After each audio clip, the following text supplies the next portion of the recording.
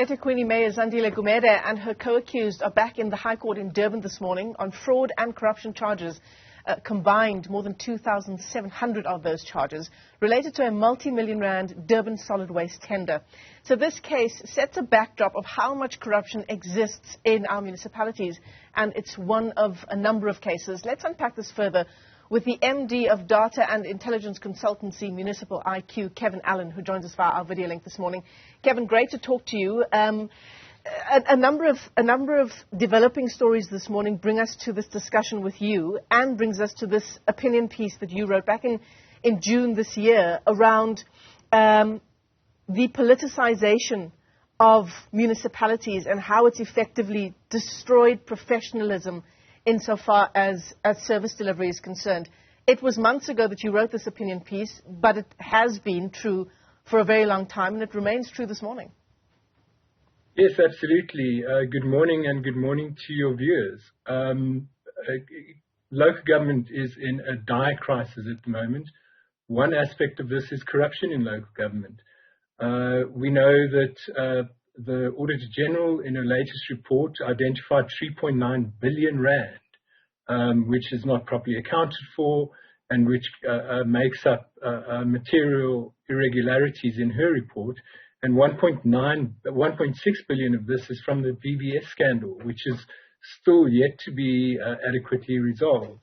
We know that more than two-thirds of Free State municipalities are under investigation for suspected fraud and corruption by the Hawks, and more than half of Eastern Cape municipalities. I mean, it's absolutely shocking. Do you think that this latest bill that has been signed into law by the President, barring municipal workers from holding political office, that will go some way to solving the crisis we're in insofar as local governance is concerned? I think it is one aspect of what we need to do. So we do need to shore up legislation and regulation to ensure that there's no political interference in the administrative process by political parties. We have directly elected representatives in local government, local councillors. They are there to oversee decisions that are made in the administration. If you have the politicized individuals, representatives of political parties, also as municipal managers or heads of department, it's just a political issue then. So that's a big problem. And the most recent legislation will assist in that. But the real issue, Michelle, and really underlying everything, is how we deal with the politicization, cadre deployment in municipalities. Now, that really requires some political backbone,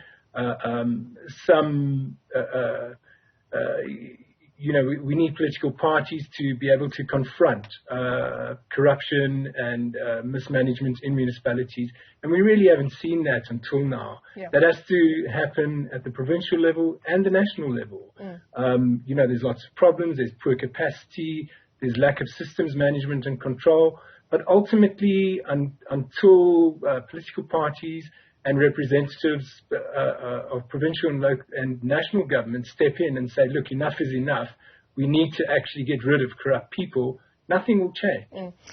Shall we talk about the knock-on effects of this kind of politicization when it comes to the top positions? Let's begin with local municipalities. But again, these discussion points, they go, as you say, to provincial level, to national level as well. But when someone is from a particular political party and they're in a senior municipal position and they are removed for whatever reason, it's not only them that will be removed, right? This one singular person. It's everyone who is in the faction that is now in power. What does that mean, Kevin? And you'll put it in better terms than I am. But what does that mean in terms of how it translates into service delivery?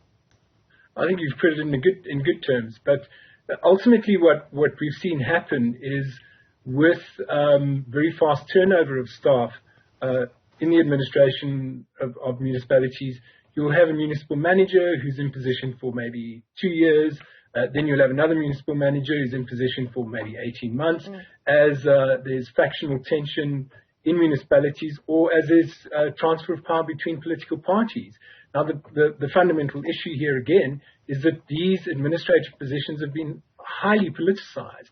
So people are not looking to the best individual to do the job. There isn't an adequately robust process of gaining candidates and then determining individuals for these important positions.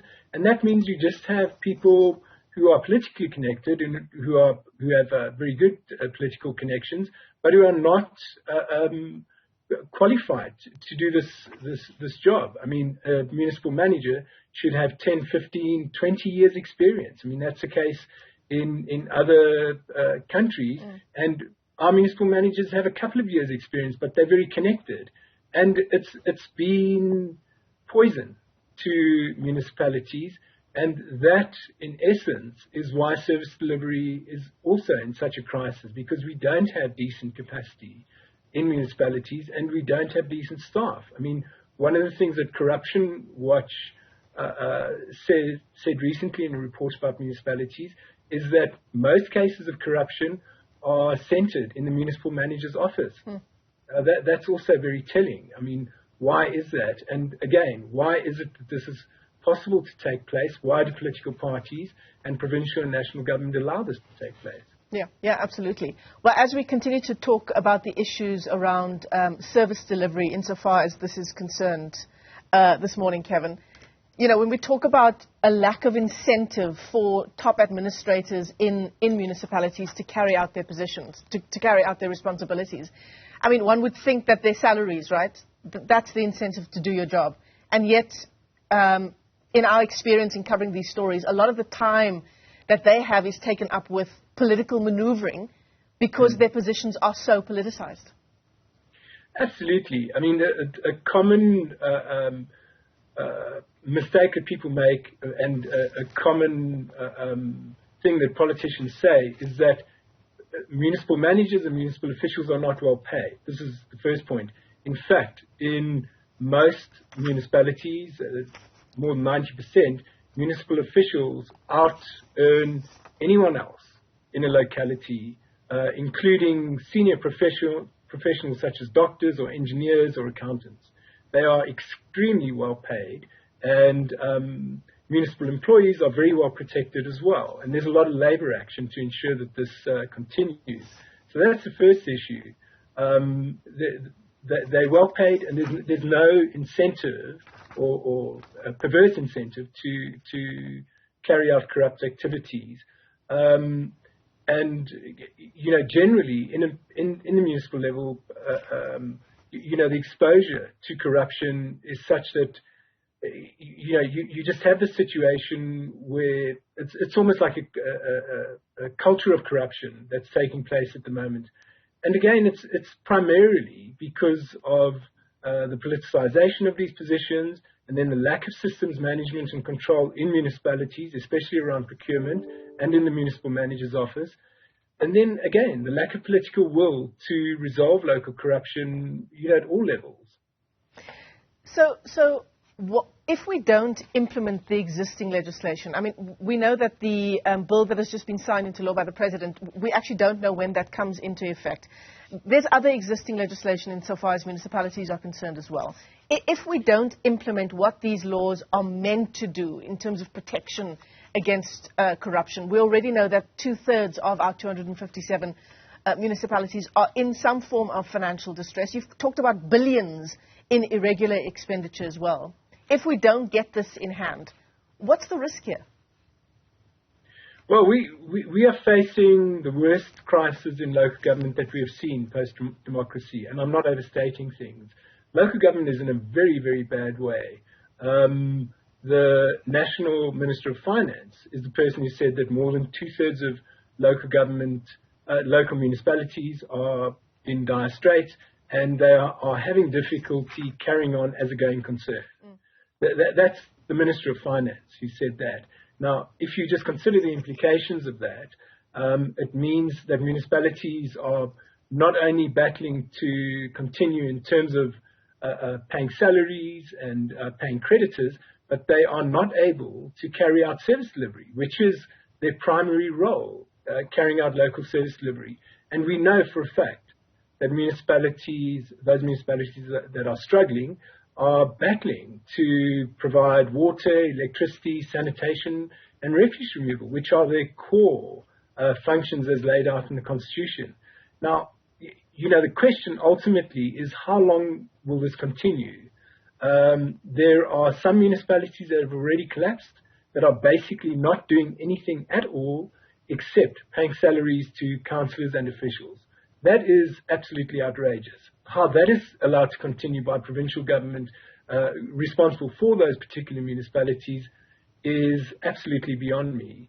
But apart from those municipalities, there are, again, 2/3 of municipalities are not functioning adequately well. They in crisis, and generally the sector is in a general state of crisis. Ultimately, what has to happen is national government primarily has to intervene. We are seeing tightening up of legislation, but the reason we need new legislation, the Audit Act has had to be amended to ensure that the Auditor General has more teeth. We're seeing 2 pieces of legislation to protect municipalities from political interference. Those are all good things, but those are only single layers to try and protect municipalities and to try and ensure that the worst type of corruption and political interference is not taking place. Ultimately, these things, unless there is political resolve to step in and say, and this is primarily from the ANC, because the ANC governs the country at a national level, and the ANC governs the majority of municipalities, and in many ANC-run municipalities, we have absolutely outrageous cases of corruption, and senior ANC people in government at all levels have not spoken out adequately well on these issues of corruption. I mean, the comments on things like the VBS scandal, where illegal activity was taken out by senior councillors and officials in a number of municipalities, that hasn't been adequately resolved, and it hasn't been adequately resolved politically. Some of those people have not been confronted by the ANC. They're ANC members. They're still ANC members. And, it's very clear that they corrupt. They're facing charges of corruption. They've been arrested by the Hawks. Now, all of this is just, over the last 25 years, we've seen the ANC has just let this slide. Now, we've got to a stage where this has destroyed municipalities. And again, I'm not exaggerating. It has really destroyed municipalities, yet the ANC still is not commenting on it adequately well. It's not acting against corrupt individuals. This provides a perverse incentive for corrupt individuals and corruption to continue. And of course, we know who ultimately pays the price. Kevin Allan, let me thank you for your time this morning. MD of Municipal IQ, as we continue to track the kind of damage that has been done to municipalities across the country.